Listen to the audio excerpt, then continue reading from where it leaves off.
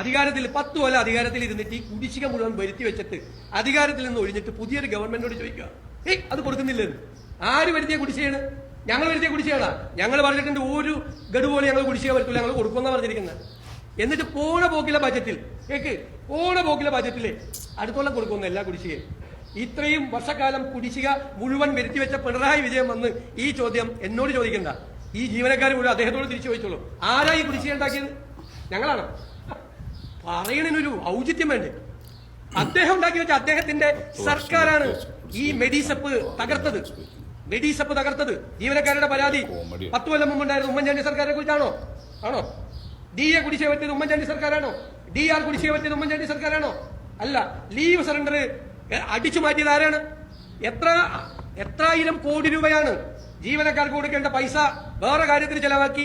എന്നിട്ട് ഇത്രയും കടം വരുത്തി വെച്ചിട്ട് 87,000 കോടിയുടെ കടവും ഇമ്മീഡിയറ്റ് ആയിട്ടുള്ള വരുത്തി വെച്ച് 5,07,000 കോടിയുടെ കടം വേറെ വരുത്തി വെച്ചിട്ട് എന്നോട് വന്ന് ചോദിക്കുകയാണ് DA കുടിശ്ശിക കൊടുക്കല്ലേ? കുടിശ്ശിക ഉണ്ടാക്കിയ ആള്.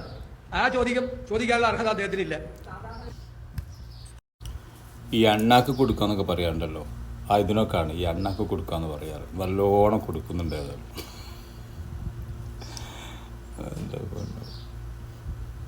കറക്റ്റ്. അതായത് അവരെ ഈ 3 ഊള ചാനലുകാർ വന്നിട്ട് ചോദിച്ച ചോദ്യങ്ങൾ വീണ്ടും റിപ്പീറ്റ് ചെയ്തിട്ട് കൺഫ്യൂഷൻ ആക്കുകയാണ്. പക്ഷേ അതിന് സമചിത്തതയോടുള്ള മറുപടിയാണ് VD സതീശൻ സാർ കൊടുക്കുന്നത്. അവർക്ക് കിട്ടേണ്ട മറുപടി ഒന്നും കിട്ടുന്നില്ല.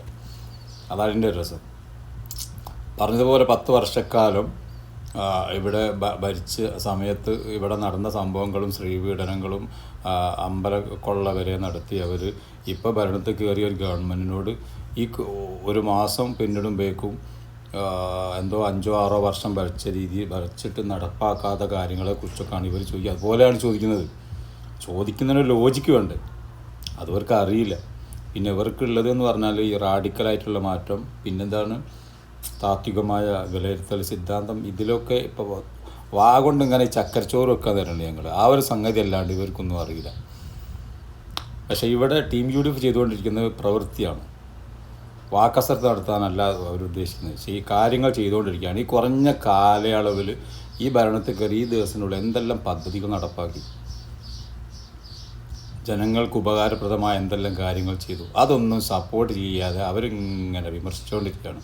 ഇതൊക്കെ ഇവർ വിമർശിക്കുന്ന കാര്യങ്ങൾ എന്താണ്? കൗതുകരമായ ഒരു കാര്യം എന്താണെന്ന് വെച്ചാൽ ഇവർ കൊണ്ടുവന്ന് വെച്ച ഓരോ അലമ്പായ കാര്യങ്ങൾ അതെന്നെ എടുത്തിട്ട് അവർ ചോദിക്കും, ഇത് ഞങ്ങൾ ചെയ്തു വെച്ച കാര്യം എന്നുള്ള ഓർക്കാനുള്ള ഒരു മൂള പോലും ഇവർക്കില്ലാണ്ട് സത്യം. ഇവരായിരുന്നല്ലേ ജനങ്ങൾ ഈ 10 വർഷം സഹിച്ചു നോക്കുമ്പോൾ വല്ലാത്തൊരവസ്ഥ തന്നെയാണ്.